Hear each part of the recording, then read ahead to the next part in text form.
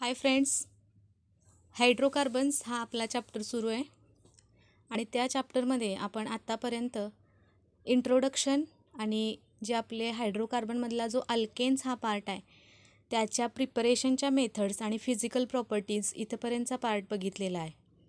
तर मुलांनो, आज आपल्याला ह्या चॅप्टरमधला पुढचा पॉईंट बघायचा आहे, chemical properties of alkanes. Okay, chemical प्रॉपर्टीजमध्ये एक्झॅक्टली आता आपल्याला अल्केन्सच्या रिॲक्शन्स बघायचे आहेत. म्हणजे अल्केन्स कुठल्या कुठल्या टाईपच्या रिॲक्शन्स दाखवतात हे आपल्याला इथं स्टडी करायचं आहे. रिलेटिवली आपण अल्केन्सला पॅराफिन्स असं म्हणतो. अगदी सुरुवातीला आपण बघितलं होतं.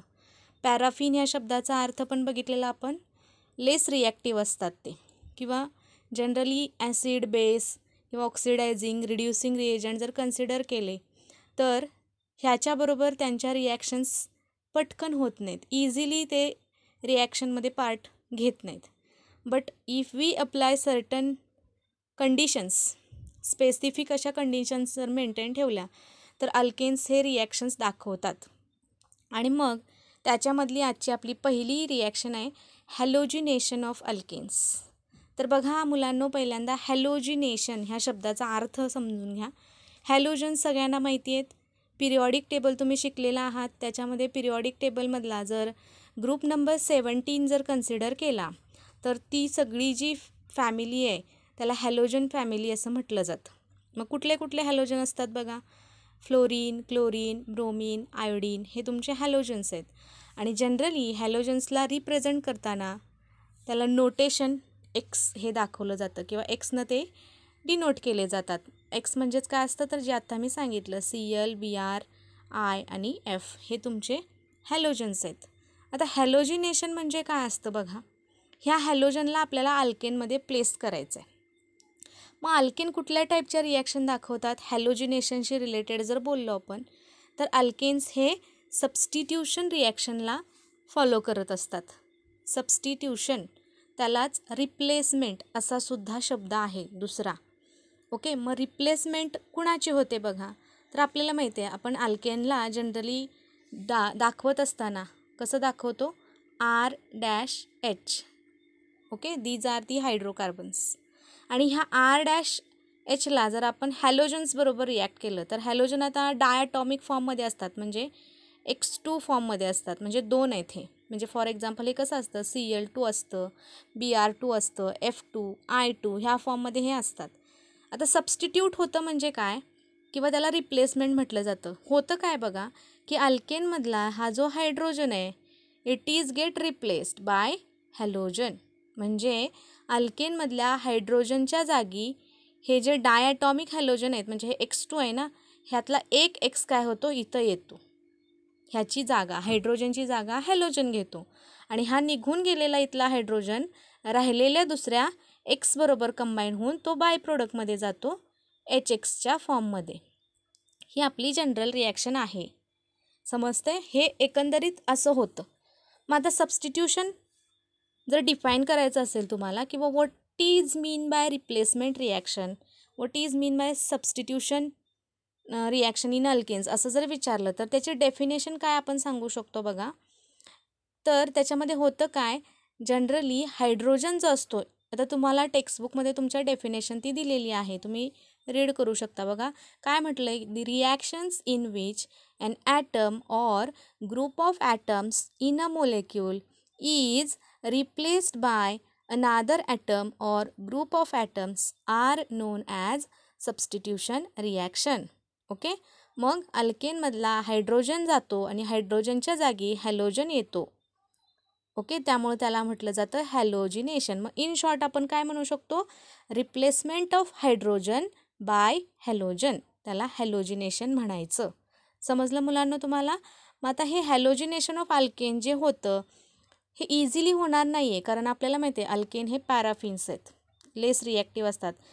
कंडिशन कुठल्या लागतात बघा त्याच्यासाठी, तर त्याच्यासाठी generally in presence of UV light किंवा डिफ्यूज सनलाईट किंवा हाय टेम्परेचर ह्यासारख्या कंडिशन तिथं घ्याव्या लागतात, तेव्हाच अल्केनमध्ये हॅलोजिनेशन पॉसिबल असतं. मी मगाशी तुम्हाला जनरल रिॲक्शन दाखवली. Now take a example of chlorination of methane इथं तुम्हाला दिले. क्लोरिनेशन ऑफ मिथेन म्हणजे काय करायचं आता आपल्याला? क्लोरिनेशन म्हणजे बघा हॅलोजिनेशन जो वर्ड आहे त्यातला हॅलो जो आहे त्याच्या फक्त जागी काय आलं इथं? क्लोरो. म्हणजे हॅलोजन कुठला घेतला आहे? क्लोरीन हा हॅलोजन घेतला आहे. म्हणजे X2 म्हणजे कोण आहे इथं? Cl2 आहे बघा, दिसतंय तुम्हाला. अल्केन घेत असताना इथं कोण घेतला आहे? CH4 घेतला आहे. तुमचा मिथेन आहे हा CH4. ह्या मिथेनला जर Cl2 बरोबर रिॲक्ट केलं तर जनरल रिॲक्शन मी दाखवली. काय होणार? हायड्रोजनची रिप्लेसमेंट कोण घेणार? X2 घेणार किंवा X घेणार. म्हणजे आता इथं तुमच्याकडे 4 हायड्रोजन आहेत. आता जनरली इथं काय होणार बघा, सिम्प्लिफाय करून अजून दाखवते तुम्हाला मी. वन ऑफ दी हायड्रोजन, तुम्ही 4 पैकी कुठलाही हायड्रोजन रिप्लेस करू शकता. सपोज हा इथला हायड्रोजन हा इथल्या एका Cl बरोबर कंबाईन होईल किंवा हा इथून निघून जाणार आणि तो निघून गेल्यानंतर हा राहिलेला Cl इथं येणार आणि मग प्रोडक्ट कसा तयार होईल? आता ही रिॲक्शन बघा UV लाईटच्या प्रेझेन्समध्ये इथं दिलेले condition, in presence of UV light और सिम्पली हिटिंगची कंडिशन आहे. फायनली तुम्हाला प्रोडक्टमध्ये काय मिळणार? सबस्टिट्यूट कोण झालं? हायड्रोजनच्या जागी हा Cl सबस्टिट्यूट झाला. आणि ह्याचा जर नाव बघितलं तर हे कसं आहे बघा, it is a CH3 and Cl म्हणजे हे मिथिल क्लोराईड आहे. आणि IUPACनं जर ह्याचं नाव घेतलं आपण तर कार्बन किती आहेत तुमच्याकडं? हा एकच कार्बन आहे. तुम्ही इथला कार्बन कन्सिडर करायचा नाही Clमधला, कारण तो क्लोरीन आहे. तिथं C वेगळा आणि L वेगळा असं नाही आहे. इथं कार्बन किती आहे? पॅरेंटमध्ये एकच कार्बन आहे आणि एक कार्बन असेल तर आपल्याला माहिती आहे पॅरेंट कोण? मिथेन. आणि मिथेनमध्ये ह्या सबस्टिट्युएंट कोण आहे? क्लोरो. त्यामुळे ह्याचं नाव काय येणार? IUPACनं क्लोरोमिथेन असं त्याचं नाव येणार. तर ही सोपी आणि साधी अशी रिॲक्शन आहे बघा, क्लोरिनेशन ऑफ मिथेन. आणि बाय प्रोडक्टमध्ये काय निघून गेलं? हे इथं एवढं जे HCl आहे ते बाय प्रोडक्टमध्ये तुमच्या जाणार. आता बघा मुलांनो, ही जी रिॲक्शन आहे ह्या रिॲक्शनमध्ये हॅलोजिनेशनमध्ये जे हायड्रोजन असतात अल्केनमधले, एकाच स्टेपमध्ये ही रिॲक्शन थांबत नाही. ही रिॲक्शन पुढं कंटिन्यू होते. कंटिन्युएशन जर बघितलं तर आपल्याला पहिल्या स्टेपमध्ये इथं काय मिळालं? मिथिल क्लोराईड मिळालं. नेक्स्ट स्टेपमध्ये समजा मी तेच मिथिल क्लोराईड घेतलं आणि परत त्याचं क्लोरिनेशन कॅरी आऊट केलं, म्हणजे तीच रिॲक्शन आहे बघा. इथं रिॲक्टंट म्हणून तुमचा मिथिल क्लोराईड घेतला आहे CH3Cl आणि again it is get treated with अनादर Cl2 मॉलिक्यूल. होणार काय? आता अजून एक हायड्रोजन रिप्लेस होईल. समजा हा हायड्रोजन आणि हा Cl ते कंबाईन झाले आणि बाय प्रोडक्टमध्ये गेले आणि ह्या हायड्रोजनच्या जागी जर इथं Cl आला तर प्रोडक्टमध्ये तुम्हाला दिसतंय काय मिळणार बघा, it is 2 times Cl2 is get substituted here आणि डायक्लोरो मिळणार. Now why the डायक्लोरो? 2 Cl आहेत ना, त्यामुळे डायक्लोरो आणि पॅरेंट त्याचा सेम मिथेनच राहणार. ओके.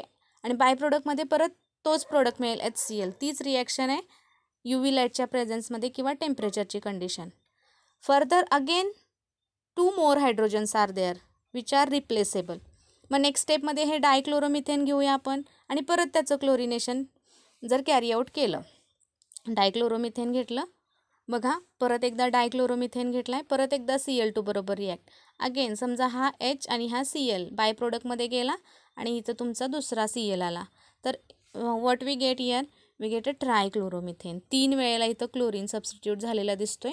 3 हायड्रोजन्स तिथनं किंवा इथला एक हायड्रोजन निघून गेला HClच्या फॉर्ममध्ये. Again 1 more hydrogen is here remaining. परत त्याचं क्लोरिनेशन कॅरी आऊट करा. फायनली काय मिळणार? हा एक हायड्रोजन आहे तो सुद्धा रिप्लेस होईल तुमचा आणि रिप्लेस होऊन एक Cl इथं येईल. म्हणजे कार्बनला टोटली इथं काय मिळणार बघा, 4च्या 4 Cl ॲटम इथं सबस्टिट्यूट झालेले बघायला मिळतील आणि हायड्रोजनना त्यांनी रिप्लेस केलेलं आपल्याला बघायला मिळेल. म्हणजे फायनली आपल्याला काय मिळू शकतं? जर आपण मिथेन घेतला तर आपण त्याचं कन्व्हर्जन जर त्याचं क्लोरिनेशन कॅरी आऊट केलं तर टेट्राक्लोरोमिथेनपर्यंत जाऊ शकतो. आता जनरली ह्याच्यामध्ये ही जी रिॲक्शन आहे हा टेट्राक्लोरोमिथेन जो असतो तो मेजर प्रोडक्ट येतो.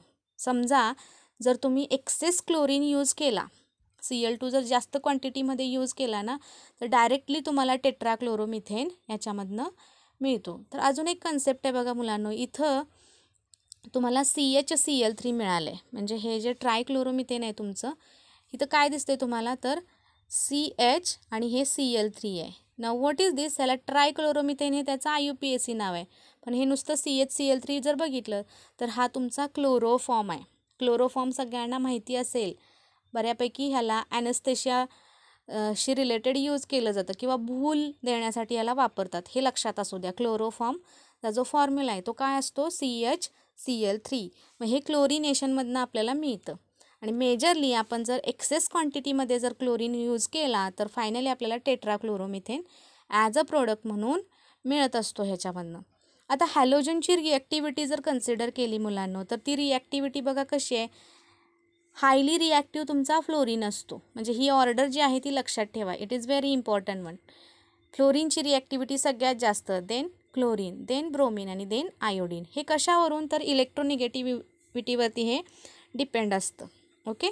मग रिप्लेसमेंटची जर हायड्रोजनची जर टेंडन्सी बघितली, हायड्रोजनची रिप्लेसमेंट टेंडन्सी जर कन्सिडर केली कार्बनशी रिलेटेड, तर आपण बघितलेलं आहे primary carbon, tertiary carbon, okay, secondary carbon. तर ती ऑर्डरसुद्धा तितकीच महत्त्वाची आहे बघा. हायड्रोजनची रिप्लेसमेंट जर कन्सिडर केली अल्केनच्या बाबतीत तर ही ऑर्डर येते. टर्शरी कार्बन जर असतील तर रिप्लेसमेंटशी रिलेटेड इझिली रिप्लेस, म्हणजे त्याची जी स्टॅबिलिटी आहे ती आपण अशी कन्सिडर करू शकतो. म्हणजे ह्या ज्या 2 ऑर्डर आहेत ह्या MCQसाठी तुम्ही लक्षात ठेवायच्या आहेत. आता जसं आपण क्लोरिनेशन बघितलं मिथेनचं, त्याच पद्धतीनं जर कार्बनच्या स्टॅबिलिटीवरती जर ती ऑर्डर कन्सिडर करून जर रिॲक्शन बघितल्या तर तुम्हाला पुढं रिॲक्शन दिलेले आहेत. समजा प्रोपेन घेतला, प्रोपेनमध्ये कार्बन किती येतात बघा मुलांना, 3 carbons are there. This is propane. त्याचं क्लोरिनेशन कॅरी आउट केले Cl2 आणि UV लाईटच्या प्रेझेन्समध्ये. आता ही रिॲक्शन होत असताना तुम्हाला 2 पॉसिबिलिटी आहेत. इथं बघा, हा तुमचा प्रायमरी कार्बन येईल, हा तुमचा प्रायमरी कार्बन येईल आणि मधला जो कार्बन आहे तो कसा येणार, हा सेकंडरी कार्बन येणार. म्हणजे पॉसिबिलिटी काय आहे तुम्हाला, ह्याच्यामधनं तुम्हाला प्रायमरी कार्बनशी रिलेटेड स्ट्रेट चेनशी रिलेटेड 1 क्लोरोप्रोपेन मिळेल, एक प्रोडक्ट. म्हणजे इथला जर तुम्ही हायड्रोजन कन्सिडर केला ह्या CH3 मधला, तर एक हायड्रोजन जाऊन त्याच्या जागी हा Cl सबस्टिट्यूट होणार आणि बाय प्रोडक्टमध्ये HCl जाईल तुमचं. ही एक पॉसिबिलिटी आहे. किंवा काय वेळेला काय होतं की हा जो मिडल कार्बन आहे सेकंडरी कार्बन, तिथलासुद्धा एक हायड्रोजन जातो आणि त्याच्या जागी हा Cl येतो. म्हणजे ती पण पॉसिबिलिटी कन्सिडर करता येईल आपल्याला. ह्याच्यातनं 1 क्लोरोप्रोपेन पण मिळेल आणि 2 क्लोरोप्रोपेन पण मिळेल. मग आता जर आपण ऑर्डर कन्सिडर केली कार्बनच्या स्टॅबिलिटीवरती, प्रायमरी, सेकंडरी आणि टर्शरी 2 प्रोडक्ट मिळाले तुम्हाला. आपल्याकडे ही ऑर्डर आहे, ह्याच्यावरनं मेजर आणि मायनर प्रोडक्ट आपण काढू शकतो किंवा कोण जास्त मिळेल आणि कोण कमी मिळेल. ऑर्डर बघा काय दिसते. सेकंडरी कार्बनची जी इन्क्रीजिंग ऑर्डर आहे किंवा ह्याच्यामध्ये जास्त पॉसिबिलिटी आहे सेकंडरी कार्बनशी रिलेटेड. मग हा प्रोडक्ट जो तुम्हाला मिळाला, हा सेकंड नंबरचा जो आहे विच इज वॉट 2 क्लोरोप्रोपेन, हा तुमचा 55% म्हणजे जास्त मिळतो तो. ह्याच्यापेक्षा हा 45 मिळाला. आता हे का, तर हा तुमचा प्रायमरी कार्बन येतो आणि इथं कुठला आला आहे बघा, हा सेकंडरी कार्बन. आणि ऑर्डरनुसार काय बघितलं आपण, सेकंडरी कार्बन जास्त, त्याची व्हॅल्यू जास्त किंवा जास्त स्टेबल आहे, त्यामुळे त्याचं पर्सेंटेज जास्त येणार. त्याच पद्धतीनं तीच रिॲक्शन जर पुढं कॅरी आउट केली तर इथं तुम्हाला बघायला मिळेल. तर इथं बघितलं आपण तर ह्या रिॲक्शनमध्ये 2 मिथिल प्रोपेन घेतला आहे. तर 2 मिथिल प्रोपेनमध्ये बघा, इथं बघा हा प्रायमरी कार्बन आहे, हा प्रायमरी कार्बन आहे, हा मिडल तुमचा टर्शरी कार्बन येतो. समजते ना. टर्शरी कार्बन काय येणार, 1, 1, 2 आणि 3, 3 कार्बनला हा मधला कार्बन जोडला आहे, दॅट्स वाय हा टर्शरी आहे. आता ह्याच्यामध्ये पॉसिबिलिटी काय आहे बघा, इथं 2 तुम्हाला जर आपण ह्याचं क्लोरिनेशन कॅरी आउट केलं, तीच रिॲक्शन Cl2च्या प्रेझेन्समध्ये, तर इथले 3 हायड्रोजन आहेत, त्यातला एक हायड्रोजन रिप्लेस होऊन Cl इथं येईल आणि पहिली पॉसिबिलिटी अशी मिळेल. म्हणजे तुम्हाला 1 क्लोरो 2 मिथिल प्रोपेन असा मिळेल. 1 क्लोरो कळतं आहे, 1 नंबरच्या कार्बनला Cl आहे म्हणून 1 क्लोरो, 2 नंबरच्या कार्बनला मिथिल आहे 2 मिथिल आणि पॅरेंट कोण आहे, प्रोपेन. आता हा कार्बन तुमचा कसला आहे, तर हा प्रायमरी कार्बन आहे. पर्सेंटेज किती दिले बघा, 36%. आणि पॉसिबिलिटी अजून काय आहे की इथं एक हायड्रोजन आहे, हा पण रिप्लेस होऊ शकतो आणि ह्याच्या जागी Cl येऊ शकतो. आणि तिथं जर Cl जोडला तर हा मिडल कार्बन तुमचा कसला आहे, तर तो टर्शरी कार्बन आहे. तो प्रोडक्ट किती मिळाला बघा, 64%. आणि त्याचं नाव काय दिले बघा, it is 2 chloro 2 methyl propane. नाव आता हे नेम बघा कसं आलं, आपण IUPAC नोमेनक्लेचर बघितलेलं आहे. स्ट्रेट चेन बघा किती कार्बनची आहे, 1, 2 आणि 3. तर 2 नंबरच्या कार्बनला Cl आहे म्हणून 2 क्लोरो आणि 2 नंबरच्या कार्बनलाच मिथिल आहे म्हणून 2 मिथिल. स्ट्रेट चेन किती कार्बनची आली लॉंगेस्ट? 3 कार्बनची, त्यामुळं प्रोपेन हा पॅरेंट. मग त्याचं नाव कळालं 2-क्लोरो 2-मिथिल प्रोपेन. आता ह्याच्यावरून ऑर्डरवरून आपण म्हटलं की टर्शरी जे कार्बन असतात त्याची ऑर्डर अशी आहे ना, tertiary then secondary then primary, त्यामुळं मग ह्याचं पर्सेंटेज जास्त येणार.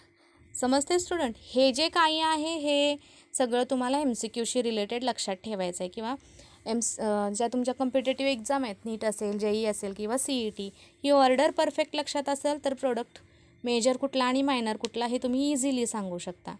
जसं आपण क्लोरिनेशन बघितलं त्याच पद्धतीनं ब्रोमिनेशन ही पुढची रिॲक्शन आहे. ब्रोमिनेशन म्हणजे समजते replacement of hydrogen by bromine. आता आपल्याला काय करायचं आहे? हायड्रोजन घालवायचा आणि त्याच्या जागेला Br सबस्टिट्यूट करायचा, ह्याला ब्रोमिनेशन म्हटलं जातं. ब्रोमिनेशनच्या रिॲक्शनसुद्धा वेगवेगळ्या प्रपोर्शनमध्ये बघायला मिळतात. त्याचं प्रोडक्टचं जे प्रपोर्शन आहे ते वेगवेगळं राहतं. Let's see. आता पहिली रिॲक्शन सोपी आहे बघा, तुम्हाला इथेन दिला आहे. इथेनमधला कुठलाही हायड्रोजन तुम्ही रिप्लेस करू शकता. आता समजा ह्या कार्बनमधला एक हायड्रोजन गेला तर CH3 CH2 आणि Br मिळणार, ब्रोमो इथेन मिळणार, किंवा इथिल ब्रोमाइड कॉमन नाव त्याचं. अगेन प्रोपेन घेतला आहे पुढं, CH3 CH2 आणि CH3 स्ट्रेट चेन 3 कार्बनचे. ब्रोमिनेशनसुद्धा कंडिशन तुम्हाला दिसते, लाईटच्या प्रेझेन्समध्ये रिॲक्शन कॅरी आऊट केले, आणि ही रिॲक्शन जर कॅरी आऊट केली तर ह्याच्यामधनं पॉसिबिलिटी मग 2 प्रोडक्टची मिळते. सेम वे स्ट्रेट चेन तुम्हाला 1 ब्रोमोप्रोपेन मिळेल किंवा 2 ब्रोमोप्रोपेन. पर्सेंटेज बघू शकता तुम्ही, एक 97% आहे आणि दुसरा तुमचा 3% दिला आहे फक्त. हे सेम कार्बनच्या त्या ऑर्डरवरून ह्याचंसुद्धा प्रपोर्शन ठरत असते. प्रोपेन झालं. Then take a butane. ब्युटेनच्या बाबतीतसुद्धा तुम्हाला प्रोडक्टमध्ये चेंजेस बघायला मिळतील बघा. तुम्ही समजा शेवटच्या कार्बनचा हायड्रोजन रिप्लेस केला तर तुम्हाला 1 ब्रोमो ब्युटेन मिळेल, आणि समजा ह्या 2 नंबरच्या कार्बनचा जर रिप्लेस केला तर तुम्हाला 2 ब्रोमो ब्युटेन मिळेल. आता हा मधला कार्बन जो आहे तुमचा हा सेकंडरी आहे, त्यामुळे ह्याचं ऑब्व्हियसली पर्सेंटेज कसं येणार?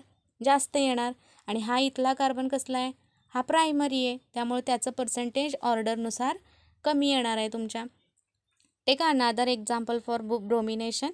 इथं तुम्हाला टर्शरी आणि सेकंडरी प्रोडक्ट दिलेले बघायला मिळतील. इथं घेतले काय बघा, 2-मिथिल प्रोपेन मधला कार्बन तुमचा टर्शरी आहे बघा. म्हणजे इथला हायड्रोजन जर रिप्लेस झाला तर इथं Br आला, तर ह्याचं पर्सेंटेज तुम्हाला इकडं प्रोडक्टमध्ये दिसतंय. ओके, टर्शरी टाईपचा एक प्रोडक्ट मिळाला आहे ज्याचं पर्सेंटेज ओव्हर 99%.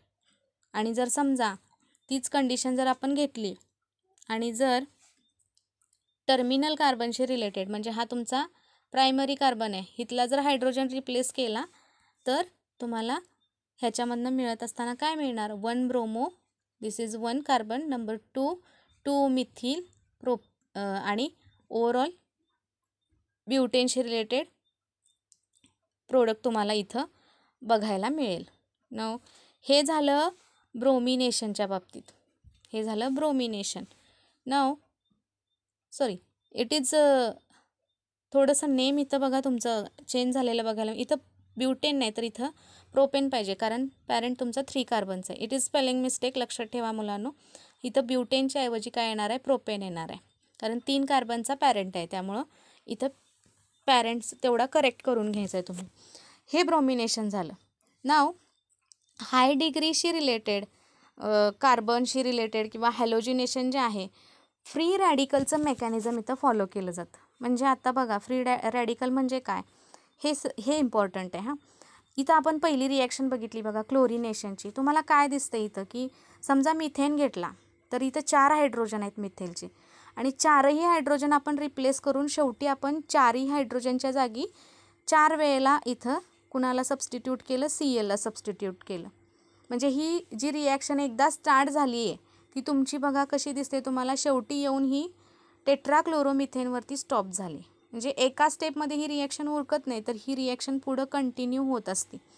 मग हे जे काय आहे हॅलोजिनेशनच्या ज्या रिॲक्शन असतात त्या रिॲक्शन ज्या असतात ते एक टाईपचं मेकॅनिझम फॉलो करतात ज्याला म्हटलं जातं फ्री रॅडिकलचं mechanism. Okay, halogenation shows free radical mechanism. अल्केनमध्ये जे हॅलोजिनेशन असतं त्याच्यामध्ये फ्री रॅडिकलचं मेकॅनिझम बघायला मिळतं. आता फ्री रॅडिकल म्हणजे काय आपण शिकलो आहे मुलांनो.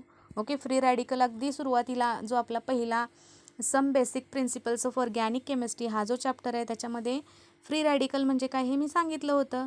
हे फ्री रॅडिकल कसे असतात बघा, जेव्हा तुमचा एखादा बॉन्ड होमोलायटिक फिशननं तयार होतो, म्हणजे समजा असं कंडिशन आहे, ए आणि बी अशा 2 स्पेसीज आहेत आणि ह्याच्यामध्ये हा बॉन्ड आहे, इलेक्ट्रॉनच्या शेअरिंगनं तयार झाला आहे, कोव्हॅलंट. हा बॉन्ड जेव्हा होमोलायटिक वेनं ब्रेक होणार, फिशन बघितलं आपण, मग काय होईल, सेम इलेक्ट्रॉन हे दोघं डिवाईड करून घेणार आणि काय होईल की एक एवरती एक इलेक्ट्रॉन येईल तुमचा आणि दुसरा बीवरती एक इलेक्ट्रॉन येणार. म्हणजे ह्या ज्या स्पीसीज तयार होतात सिंगल इलेक्ट्रॉन कॅरी करणाऱ्या, त्यांना काय म्हटलं जातं, फ्री रॅडिकल्स म्हटलं जातं. आणि आपल्याला माहिती आहे हे फ्री रॅडिकल कसे असतात, त्यांच्याकडे एकच इलेक्ट्रॉन असतो. सिंगल इलेक्ट्रॉन असल्यामुळे ते अनस्टेबल असतात, खूप रिॲक्टिव्ह असतात आणि ते काय करत असतात, पेअर व्हायला बघत असतात दुसऱ्या कुणाबरोबर तरी. पेअर कशासाठी व्हायचं बघा, तर स्टॅबिलिटी मिळवायची असते त्यांना. कुणालाही अनस्टेबल राहायला आवडत नसतं, मग फ्री रॅडिकलला तर कसं आवडणार. त्यामुळं ते फ्री रॅडिकल काय होतात, एकच इलेक्ट्रॉन असल्यामुळं सतत ते कुणाला तरी शोधत असतात पेअरअप करण्यासाठी आणि पेअर झाल्यानंतर ते स्वतःला स्टेबल करत असतात. मग हे जे हॅलोजिनेशन आहे ह्याच्यामध्ये हे मेकॅनिझम बघायला मिळतं. न फ्री रॅडिकलचं मेकॅनिझम कसं असतं बघा, देअर आर 3 स्टेप्स. 3 स्टेपनं हे मेकॅनिझम होतं. 3 स्टेप कुठले असतात, तर त्याच्यामध्ये पहिल्यांदा चेन इनिशिएट केली जाते. इनिशिएशन म्हणजे सुरुवात केली जाते चेनची. Then second is a propagation म्हणजे चेन तुमची एक्सटेंड केली जाते आणि तिसऱ्या स्टेपमध्ये टर्मिनेशन म्हणजे चेन स्टॉप केली जाते. हे पक्क लक्षात ठेवा. फ्री रॅडिकलच्या मेकॅनिझममध्ये 3 स्टेप असतात, chain initiation, chain propagation and chain termination. Okay, now how these steps are 3 steps are occurs. त्याच्यामध्ये पहिली स्टेप तुमची आहे चेन इनिशिएशन. होतं काय बघा, जे आपण हॅलोजनचे मोलेक्युल्स घेतो ते डायॲटॉमिक असतात, मी मगाशी सांगितलं तुम्हाला, X2 असतात ना. मग इथं समजा Cl2 घेतला म्हणजे हे कसं आहे, Cl-Cl. मग इथं हे जे आहेत Cl2, ह्या प्रत्येक Clने एक एक इलेक्ट्रॉन दिला आहे, ह्या एक Clचा एक इलेक्ट्रॉन, ह्या एक Clचा एक इलेक्ट्रॉन. ह्याच्यामधला जेव्हा बॉन्ड होमोलायटिक वेनं ब्रेक होणार तेव्हा एक इलेक्ट्रॉन ह्याला जाईल, एक इलेक्ट्रॉन ह्याला जाईल. ही रिॲक्शन UV लाईटच्या प्रेझेन्समध्ये कॅरी आऊट केली जाते. इथं तुमची चेन सुरू झाली. इनिशिएट म्हणजे सुरुवात करणं. बॉन्ड ब्रेक झाला, काय झालं बघा, प्रत्येक Clवरती एक एक इलेक्ट्रॉन आला, सिंगल इलेक्ट्रॉन. हे तुमचे फ्री रॅडिकल तयार झाले. चेन सुरू झालेली आहे. आता चेन प्रपोगेट कशी केली जाते बघा. प्रपोगेट जेव्हा होणार तेव्हा इथं तुम्हाला एक रिॲक्शन दिले, हा तुमचा CH4 आहे. ओके, स्प्लिट करून दिला इथं. हा काय आहे बघा, CH4 आहे, CH3 अँड H. होतं काय, कार्बन आणि हायड्रोजनमधला जो बॉन्ड आहे तो सुद्धा ब्रेक केला जातो आणि ब्रेक केल्यानंतर ह्या कार्बनवरती एक इलेक्ट्रॉन, ह्या हायड्रोजनवरती एक इलेक्ट्रॉन आणि ह्याला रिॲक्ट केलं जातं एका फ्री रॅडिकल बरोबर. हे जेव्हा होतं तेव्हा पुढच्या स्टेपमध्ये काय होणार, हा बॉन्ड होमोलायटिक वेनं तुमचा ब्रेक झाला. ब्रेक झाल्यानंतर इथला जो तुमचा हायड्रोजन आहे हा इथल्या Cl बरोबर कंबाईन होऊन हा फ्री रॅडिकल इथं स्टॅबिलाइज केला जातो. HClच्या फॉर्ममध्ये ते निघून जाईल. पण इथं CH3 परत फ्री रॅडिकल तयार झाला. CH3चा एक परत फ्री रॅडिकल तयार झाला म्हणजे चेन प्रपोगेट झाली. तुमच्या लक्षात येते का बघा, हे प्रपोगेशन आहे, चेन वाढवली जाते. आणि फायनली काय होतं की हा एक CH3चा फ्री रॅडिकल आणि इथं आपल्या पहिल्या स्टेपमध्ये बघा इथं 2 Cl2 आहेत, त्यातला एक आपण इथं यूज केला आणि इथं जो शिल्लक राहिलेला Cl आहे तो परत ह्या CH3 बरोबर कंबाईन होतो आणि CH3 आणि Cl यांचं कॉम्बिनेशन होऊन फायनली तुम्हाला CH3Cl मिथिल क्लोराईड तयार झालेलं बघायला मिळतं. इथं तुम्हाला टेक्स्टबुकमध्ये तुमच्या प्रपोगेशनपर्यंतच दिलेलं आहे. फायनली 2 फ्री रॅडिकल जे आहेत म्हणजे मिथिलचा फ्री रॅडिकल आणि तुमचा क्लोरीनचा फ्री रॅडिकल हे कंबाईन होऊन ती चेन टर्मिनेट केली जाते. म्हणजे हे जे फ्री रॅडिकलचं मेकॅनिझम आहे हे कुठलीही चेन रिॲक्शन जर आपण कन्सिडर केली तर ह्याच्यामध्ये ह्या 3 स्टेपनं हे मेकॅनिझम होतं. तर बघा मुलांनो, आज जे हॅलोजिनेशन मी सांगितलेलं आहे, एक्झॅक्टली हॅलोजिनेशन म्हणजे काय, सबस्टिट्यूशन रिॲक्शनलाच रिप्लेसमेंट रिॲक्शन म्हणायचं. हॅलोजिनेशन ऑफ अल्केन ह्याची डेफिनेशन काय, तर हायड्रोजनच्या जागी हॅलोजन येतो. म्हणजे what we can say replacement of hydrogen by halogen is called halogenation of alkane. त्याच्यामध्ये आपण क्लोरिनेशन आणि ब्रोमिनेशन बघितले आज. ह्या रिॲक्शन ज्या असतात त्या पर्टिक्युलर कंडिशनमध्येच होतात, कारण अल्केन्स हे लेस रिॲक्टिव्ह आहेत, हे लक्षात ठेवायचं आहे. जनरली UV लाईट किंवा टेम्परेचरच्या कंडिशन लागतात आणि ह्या ज्या रिॲक्शन आहेत ह्या चेन रिॲक्शनच्या फॉर्ममध्ये असतात. चेन म्हणजे काय, ते एकदा सुरू झाली की ती रिॲक्शन स्टॉप होत नाही, जोपर्यंत हायड्रोजन सगळे रिप्लेस होत नाहीत तोपर्यंत. म्हणजे क्लोरिनेशन आपण बघितलं, मिथेनचा methyl chloride, then dichloromethane, then ट्रायक्लोरोमिथेन आणि फायनली चार हायड्रोजन रिप्लेस झाल्यानंतर टेट्राक्लोरोमिथेन तुम्हाला मिळतं. ओके, मग हे जे सगळं आहे हे हॅलोजिनेशन ज्या रिॲक्शन ज्या आहेत ह्या नेक्स्ट इयरला सुद्धा तुम्हाला परत एकदा रिपीट होणार आहेत.